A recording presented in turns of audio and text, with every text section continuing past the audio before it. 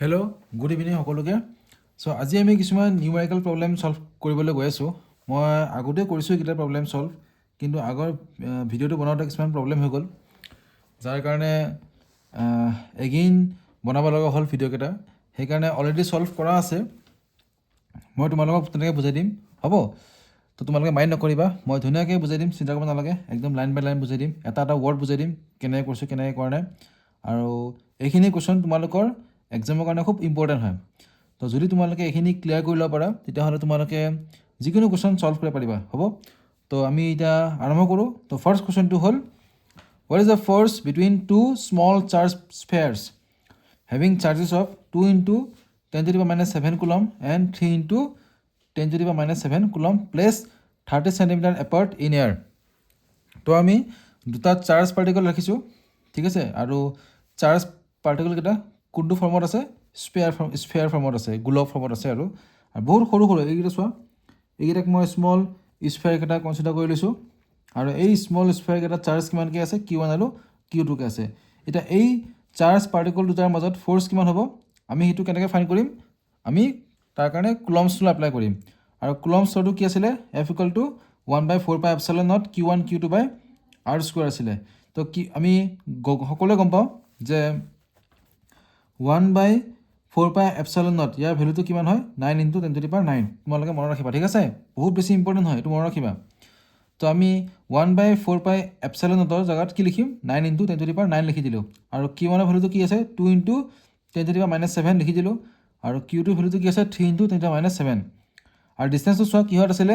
চেণ্টিমিটাৰত আছিলে। আমি কিহত নিব লাগিব এতিয়া? মিটাৰত নিব লাগিব। চ' চেণ্টিমিটাৰক যদি আমি মিটাৰত নিব খোজোঁ, তাৰ কাৰণে আমি কিহেৰে ডিভাইড কৰিব লাগিব? 100ৰে ডিভাইড কৰিব লাগিব। তো 30ক আমি ডিভাইড কৰিলোঁ কিহেৰে? 100ৰে। তো কিমান আহিলে এনচাৰটো? 0.3 মিটাৰ। তো 0.3 হোল স্কুৱাৰ আহিলে। তো আমি এইখিনি ছল্ভ কৰিলোঁ। এইখিনি ছল্ভ কৰি পেলাই চোৱা, তেনেকৈ এতিয়া 10⁻⁷ এইটো কিমান হ'ল? -14 হ'ল। -14 ইফালে +9 -5 হ'ল। তেনেকৈ এইখিনি ছল্ভ কৰিলোঁ। এনচাৰটো কিমান আহিলে? 0.6 × 10⁻³ নিউটন আহিলে। তো এই চাৰ্জ পাৰ্টিকল দুটাৰ মাজত ফ'ৰ্চটো কিমান হ'ব? 6 × 10⁻³ নিউটন। আৰু এই ফ'ৰ্চটো কি হ'ব? ৰিপালচিভ ফ'ৰ্চ হ'ব, কাৰণ দুটাও কি হয়? পজিটিভ চাৰ্জ হয়। তো তোমালোকে এইটো ধুনীয়াকৈ নোট কৰিলা ফাৰ্ষ্টতে। চ' আমি নেক্সট কুৱেশ্যনটোলৈ আহিছোঁ এতিয়া। Number of electrons present on a body having a charge of 10 microcoulomb R.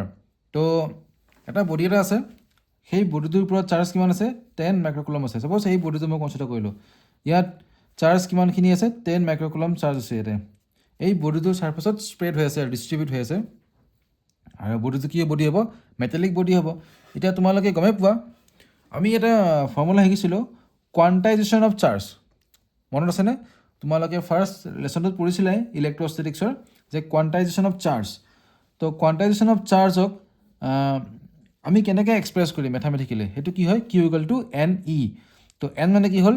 Total number of charge. সেই মেটেলিক বডিটোত টোটেল কিমানখিনি চাৰ্জ আছে। আৰু স্মল ই মানে কি হ'ল? চাৰ্জ অফ 1 ইলেক্ট্ৰন, এটা ইলেক্ট্ৰনৰ চাৰ্জ, হ'ব? চ' এতিয়া চোৱা, এই মেটেলিক বডিটোত চাৰ্জ কিমানখিনি আছে? 10 মাইক্ৰ'কুলম। মানে অভাৰঅল চাৰ্জটো কিমান আছে? 10 মাইক্ৰ'কুলম আছে।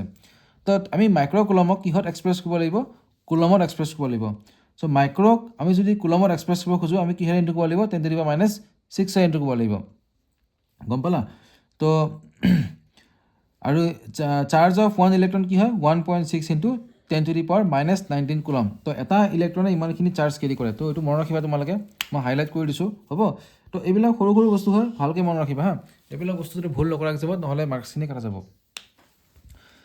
তো এতিয়া আমাক কি কৈছে কি, যে কিমানখিনি চাৰ্জে মিলি ফেলে, কিমানখিনি চাৰ্জ মিলি ফেলে এই এমাউণ্টটো বনিব, এইটো কৰিছে। কাৰণ অভাৰঅল বডিটো চাৰ্জ ইমানখিনি আছিলে। এতিয়া এই চাৰ্জখিনি বনাবৰ কাৰণে, ইমানখিনি চাৰ্জ থাকিবৰ কাৰণে, তো কিমান ইলেক্ট্ৰন থাকিব লাগিব, সেইটো কুৱেশ্যন হয়। তো তাৰ কাৰণে আমি কোৱাণ্টাইজেশ্যন অফ চাৰ্জ এইটো ফৰ্মুলা ইউজ কৰিম, Q = NE। তো N = কি হ'ব? Q/E হ'ব। তো Q ভেলু কিমান আছে? 10 × 10⁻⁶, আৰু এইটো কিমান আছে? 1.6 × 10⁻19। তো আমি এইখিনি ছল্ভ কৰিলোঁ। এইখিনি ছল্ভ কৰিলে আমি এনচাৰ কিমান পাম? 6.2 × 10⁻13 নম্বৰ অফ ইলেক্ট্ৰন। চ' এনেকৈ কৰিলে তোমালোকে 2 মাৰ্কছ এটা পাই যাবা। এইটো 2 মাৰ্কছৰ কুৱেশ্যন হ'ব। তো এতিয়া আমি নেক্সট কুৱেশ্যনটোলৈকে আহোঁ। A capacitor is charge to 500 volt. এটা কেপাচিটৰ আছিল, ছাপ'জ এইটো কেপাচিটৰ হয়। অলপমান মই হেল্প লৈছোঁ হা বেলেগ এখন এক্সট্ৰা কপিৰ, কাৰণ এইখিনি কুৱেশ্যন ছল্ভ কৰা আছিলে মোৰ ভিডিঅ' বনোৱাত প্ৰব্লেম হৈ গৈছিল, গম পোৱা নে তোমালোকে, সেইকাৰণে মই আকৌ এবাৰ বনাব লগা হৈ গ'ল। তো capacitor is charge to 500 volt, এটা কেপাচিটৰ আছে তাক আমি চাৰ্জ কৰিলোঁ, যেনেকৈ এইটো এটা কেপাচিটৰ আছিল, ইয়াক আমি এটা বেটাৰীৰ দ্বাৰা চাৰ্জ কৰিলোঁ, 500 ভল্টলৈকে চাৰ্জ কৰিলোঁ এই কেপাচিটৰটোক। দেন এগেইন কি কৰিলোঁ আমি, then its plates are join together through a resistance of 10 ohm. Then আমি চাৰ্জ কৰি পেলাই এই কেপাচিটৰটোক আমি এটা ৰেজিষ্টেঞ্চৰ লগত কানেক্ট কৰি দিলোঁ, ইয়াৰ দুখন প্লেট হ'ব। তেতিয়াহ'লে if the heat produce in the resistance is 1.25 joule, তো যেতিয়া আমি এই কেপাচিটৰটো চাৰ্জ কৰি পেলাই ৰেজিষ্টৰ এটাৰ এটা ৰোধক আছে, ৰোধকক অসমীয়া ইংলিছত কি বুলি কয়, ৰেজিষ্টৰ বুলি কয়। তো এটা ৰোধকৰ বা ৰেজিষ্টৰৰ এক্ৰছত আমি এই কেপাচিটৰটো লগাই দিলোঁ, তেতিয়াহ'লে সেই ৰেজিষ্টৰটোৰ এক্ৰছত কিমানখিনি ভল্টেজ কিমানখিনি হিট জেনেৰেট হৈছিলে, 1.25 জুল হিট প্ৰডিউচ হৈছিলে, গম পাইছা, 1.25 জুল হিট প্ৰডিউচ হৈছিলে। এতিয়া সুধিছে কি, যদি 1.25 জুল হিট এটা প্ৰডিউচ হৈছিলে এই ৰেজিষ্টৰটো, তেতিয়াহ'লে এই কেপাচিটৰটোৰ কেপাচিটেঞ্চ কিমান হ'ব, আমি সেইটো ওলাব লাগে এতিয়া। তো তাৰ কাৰণে আমি চোৱা, আমি এটা ফৰ্মুলা শিকিছিলোঁ, energy store in a capacitor. Capacitor এটাত কিমানখিনি এনাৰ্জি ষ্ট'ৰ থাকে, হ'লে শুনিবা হা।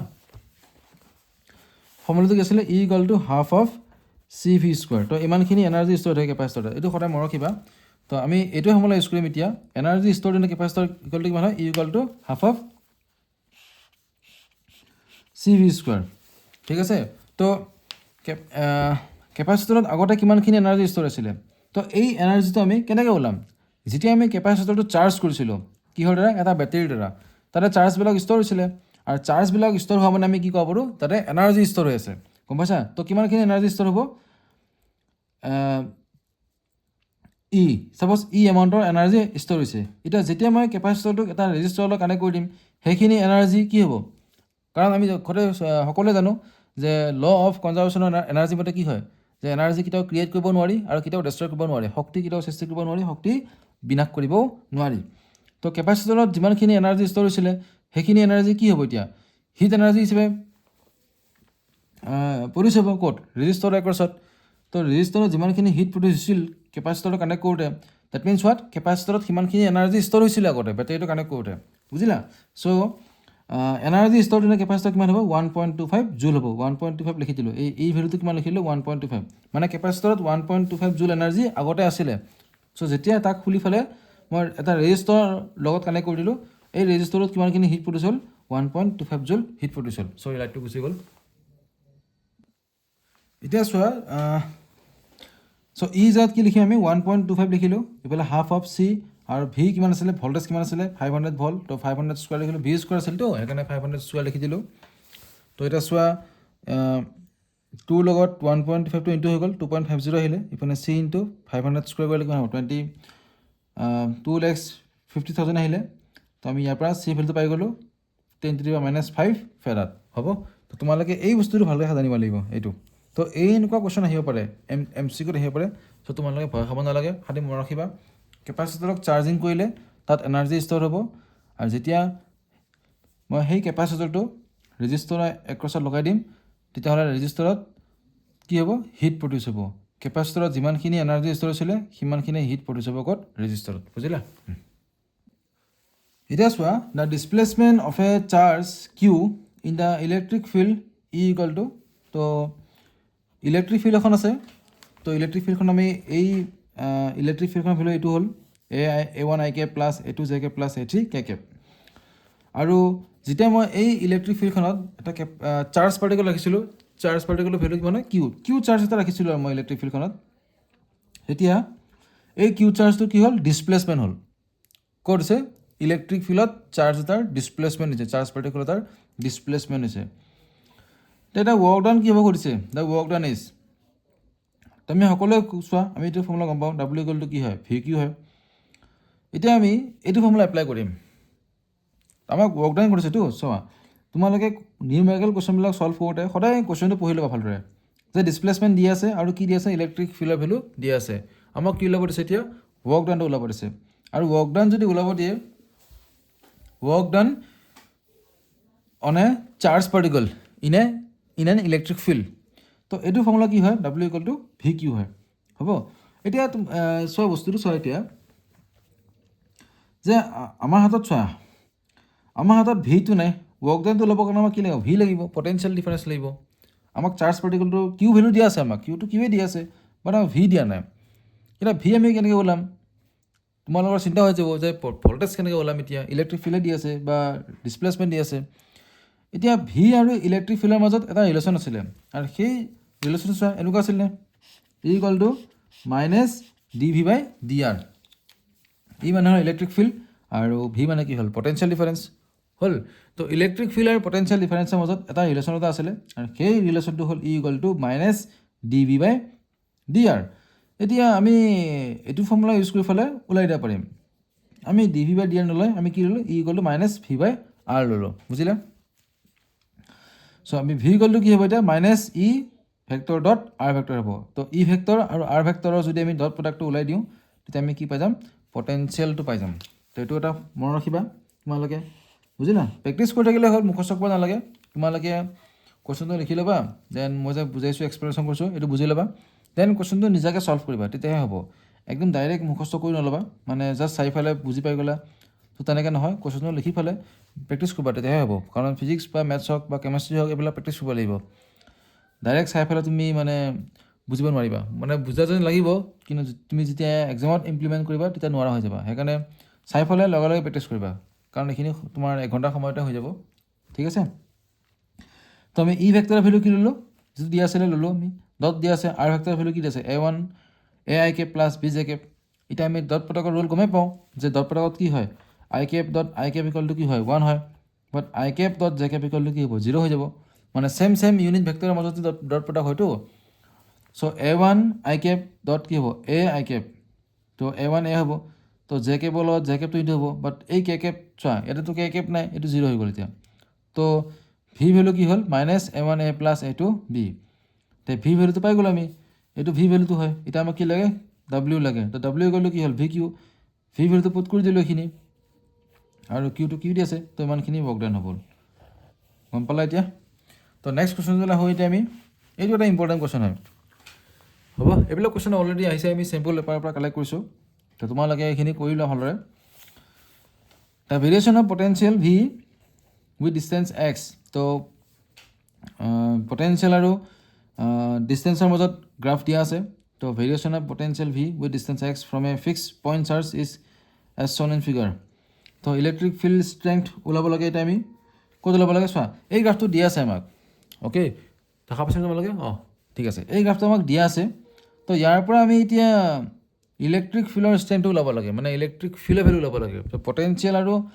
ডিষ্টেঞ্চৰ সৈতে পটেনচিয়েলটো কেনেকৈ ভেৰি কৰে ঠিক আছে দূৰত্বৰ সৈতে বৈদ্যুতিক বিভৱটো কেনেদৰে সলনি হয় তাৰ গ্ৰাফটো দি আছে এতিয়া আমি তাৰ পৰা ইলেক্ট্ৰিক ফিল্ড বিদ্যুৎ ক্ষেত্ৰৰ প্ৰাবল্যৰ মানটো আমি নিৰ্ণয় কৰিব লাগে তো আমি কেনেকৈ ওলাম চোৱা এতিয়া জাষ্ট এই গ্ৰাফটো দি আছিলে আগতে এই পইণ্টবিলাক দিয়া নাছিলে মই ছল্ভ কৰিছিলোঁ যিহেতু সেইকাৰণে তেনেকৈ কৰোৱা আছে চ' আমি চোৱা তোমালোকে যদি চোৱা মই দেখাই দিছোঁ এটা গ্ৰাফ এটা আছে এনেকৈ দিয়া আছে ছাপ'জ এইটো গ্ৰাফটো দি আছে এইটো ভি হয় এইটো এক্স হয় এনেকৈ গ্ৰাফটো দি আছিলে এতিয়া আমি এই গ্ৰাফটোৰ পৰা ইলেক্ট্ৰিক ফিল্ড ল'ব লাগে কেনেকৈ ল'ম জানা আমি দুটা পইণ্ট ল'ম ছাপ'জ এ ল'ম এইটো চি ল'লোঁ পইণ্ট দেন আমি এটা ট্ৰাইংগল ফৰ্ম কৰি এনেকৈ হ'লনে এই বস্তুটো বনালোঁ আমি তো এই বস্তুখিনি কি বুজাই আছে ডেল্টা এক্স বুজাই আছে মানে ডিষ্টেঞ্চৰ চেঞ্জ ইন ডিষ্টেঞ্চ বুজাই আছে আৰু এই এক্সিছটো কি বুজাই আছে ডেল্টা ভি বুজাই আছে তো আমি সকলোৱে গম পাওঁ যে ইলেক্ট্ৰিক ফিল্ড মানে কি আছিলে ডি ভি বাই কি আছিলে ডি এক্স আছিল মাইনাছ ডি ভি বাই কি আছিল ডি এক্স আছিল তো আমি এই ভেলুটো লগত এইটো ভেলু ডিভাইড কৰিলে আমি কি পাই যাম ইলেক্ট্ৰিক ফিল্ড পাই যাম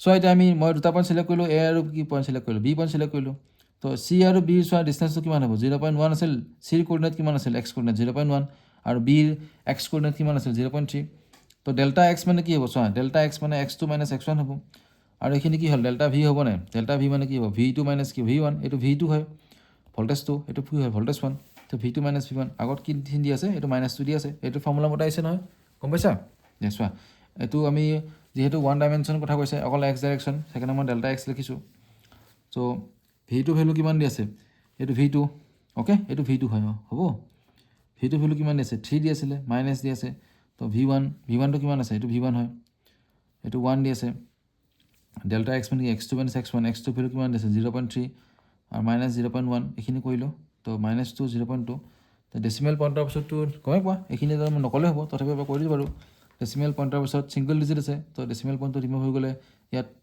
এটা 10 আহিব 20 হৈ গ'ল তো 20ক আমি 2ৰে ডিভাইড কৰিলে কিমান হ'ব -10 হ'ব তো -10 নিউটন পাৰ কুলম বুজিলা এতিয়া এইটো কুৱেশ্যনটোলৈ মন কৰা আমি এতিয়া ইকুইভেলেণ্ট ৰেজিষ্টেঞ্চ ফাইণ্ড কৰিব লাগে between A point and B point এতিয়া কুৱেশ্যনটো পাজল কৰা আছে তো ইয়াক আমি চোৱা ইয়াক আমি অলপ চিম্প্লিফাই কৰিম মানে বস্তুটো অলপ সহজ কৰি দিম গম পাইছা এতিয়া দেখাত এনেকুৱা দেখাত আছে ন তোমালোকে পাজল হৈ যাব যে কোনটো ৰেজিষ্টেঞ্চ কাৰ লগত কানেক্ট হৈ আছে কাৰণ আমি যেতিয়া ইকুইভেলেণ্ট ৰেজিষ্টেঞ্চ কওঁ তেতিয়া আমি গম পাব লাগিব যে কোনটো ৰেজিষ্টাৰ পেৰেলেল কানেক্ট হৈ আছে বা কোনটো ৰেজিষ্টাৰ চিৰিজ কম্বিনেশ্যন হৈছে আমি সেইটো বস্তু গম পাব লাগিব তো সেইটো বস্তু আমি গম পাম কেনেকৈ যেতিয়া আমি অলপ চাৰ্কিটটো সহজ কৰি ল'ম তো এই চাৰ্কিটটো আমি সহজ কৰি ল'ম যে এতিয়া কথাটো হ'ল এই চাৰ্কিটটো সহজ কেনেকৈ কৰিম সেইটোহে ইম্পৰ্টেণ্ট কথা চ' আমি এই যে এ পইণ্টটো আছে এনেকৈ বনাই লওঁ আমি দেই এতিয়া আমি বনাই লৈছোঁ এ পইণ্টটো গম পাইছা ক্লিয়াৰ হৈছে কনচেপ্টটো আমি এ পইণ্টটো বনাই লৈছোঁ আৰু এইপিনে বি পইণ্ট আছে ন আমাক এ আৰু বি মাজত ল'ব দিছে চ' এ পইণ্টৰ লগত চোৱা এ পইণ্টৰ লগত কোনটো ৰেজিষ্টেঞ্চ লাগি আছে 3 ওম এই দেখা পাইছানে এই 3 ওমটো লাগি আছে 3 ওমটো বনাই ল'লোঁ আৰু চা আৰু এই 3 ওমৰ লগত মানে এই পইণ্টটো এই দুটা পইণ্ট কি আছে আপছ মে কানেক্ট হৈ আছে এই পইণ্টৰ লগত কোনটো পইণ্ট কানেক্ট হৈছে 6 ওমটো মানে 6 ওমৰ এই পাৰ্টটো কানেক্ট হৈ আছে মানে এৰ লগত দুটা আছে 3 ওমৰ আছে কি আছে 6 ওমৰ লগতে চোৱা এই পাৰ্টটো চোৱা 30 ওমৰ এই তিনিটা ৰেজিষ্টাৰ 36 আৰু 3 দেখা পাইছানে এই এন পাৰ্টটো মানে মূৰটো আৰু এইটো মূৰটো মানে লেফ্ট এইটো হ'ল কিবা ধৰা আৰু ইয়াৰ মূৰটো এইটো মূৰটো এই মূৰটো তিনিটা মূৰটো কানেক্ট হৈছে কাৰণ এৰ লগত মানে এই তিনিটা পইণ্ট আপছ মে কানেক্ট হৈছে বা তুমি ক'ব পাৰা কমন হৈ আছে কাৰণ এৰ লগত তো বনাই লোৱা এনেকৈ তো সদায় ইকুইভেলেণ্ট ৰেজিষ্টেঞ্চ ওলালে সদায় কমন পইণ্টটো চেক কৰিবা যে কোনটো পইণ্ট কানেক্ট হৈছে কমনকৈ মানে একেলগে কানেক্ট হৈছে তো 3 ওম 6 ওম এইটো কি গম পালা 30 ওমটো বোলে কানেক্ট হৈছে এতিয়া ইয়াৰ লগত এনেকৈ গম পালা এতিয়া চোৱা 6 ওম আৰু 3 ওমৰ এই পাৰ দুটা মানে এই ইয়াৰ এইটো পইণ্ট আৰু ইয়াৰ এইটো পইণ্ট আপছ মে কানেক্ট হৈ আছে তো এইটো এনেকুৱা হৈ গ'ল হ'লনে এতিয়া মানে ইয়াৰ মূৰটো আৰু ইয়াৰ মূৰটো কানেক্ট হৈ আছে কানেক্ট কৰি দিলোঁ এতিয়া চোৱা এইটো হৈ গ'ল কমন পইণ্টটো হৈ গ'ল এইটো এতিয়া এইটো মোৰ লগত চোৱা এইটো হয় ইহঁতৰ কমন পইণ্টটো কাৰ লগত কানেক্ট গৈছে এইটো মোৰ লগত মানে 3 আৰু 6ৰ কমন পইণ্টটো কাৰ লগত গৈছে এইটোৰ লগত গৈছে এইটো বনাই দিলোঁ এইটো বনাই দিলোঁ এতিয়া এইটো মোৰ চোৱা এই পাৰ্টটোৰ লগত কোনো কানেক্ট হৈ আছে 30 লগত কানেক্ট হৈ আছে আৰু এইটো মোৰ লগত কোনটো কানেক্ট হৈছে বিটো কানেক্ট হৈছে এইটো এই চোৱা এতিয়া হ'ল না সহজ লাগিছে নে এতিয়া ক্লাছ 10ৰ মেথছ নিচিনা হৈ গ'ল চোৱা এইটো হ'ল তো এতিয়া আমি কি কৰিম এইটো ধুনীয়াকৈ ছল্ভ কৰিম তো এইটো কিহত আছে চিৰিজত আছে না পেৰেলেল তো 1/RP হ'ব নাই তো 1/6 প্লাছ কি হ'ব 1/3 হ'ল তো RP 6 আৰু 3 এলচিএম কিমান হ'ল লসাগু 6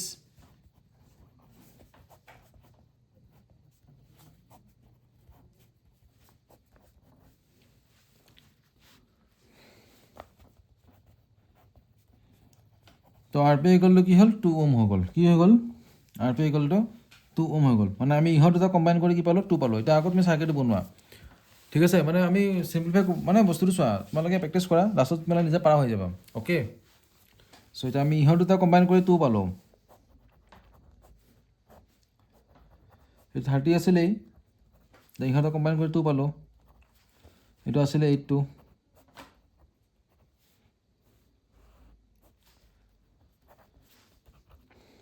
এটা চোৱা 2 আৰু 8 ইহঁত দুটা কিহত আছে চিৰিজত আছে নাই চিৰিজত আছে তো চিৰিজত থাকিলে কি হয় প্লাছ কৰি দিম আকৌ 2 + 8 কি হ'ল 10 ওম হৈ গ'ল মানে ইহঁত দুটা মিলাই পেলাই আমি 10 ওম পালোঁ হ'ব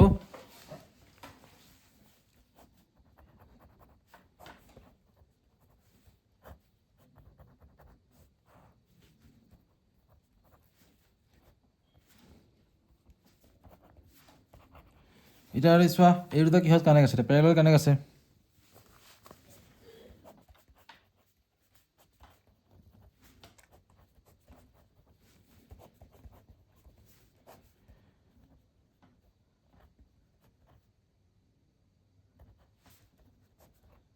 4 বাই কি হ'ল 30 হ'ল হ'ব তো এতিয়া 1/r ইকুৱেল টু হোৱাট 4/30 হ'ল তো r ইকুৱেল টু কি 30/4 হ'ব তো 7.5 ওম দেখিলা এনেকুৱা হ'ল তো ধুনীয়াকৈ এইটো নোট কৰি ল'বা এইটো বহুত বেছি ইম্পৰ্টেণ্ট হয় হ'ব পাৰিবানে তোমালোকে এইটো আৰু অভাৰঅল কুৱেশ্যনটো ঠিক আছে চ' আমি নেক্সট ভিডিঅ'ত আৰু কিছুমান নিউমেৰিকেল কুৱেশ্যন লৈ আহিম ঠিক আছে তো তোমালোকে ভালকৈ পঢ়ি থাকা আৰু কনচেপ্টবিলাক ক্লিয়াৰ কৰি থাকা হৈ যাব টেনশ্যন ল'ব নালাগে আমি লাহে লাহে আগবাঢ়ি যাম হ'ব থেংক ইউ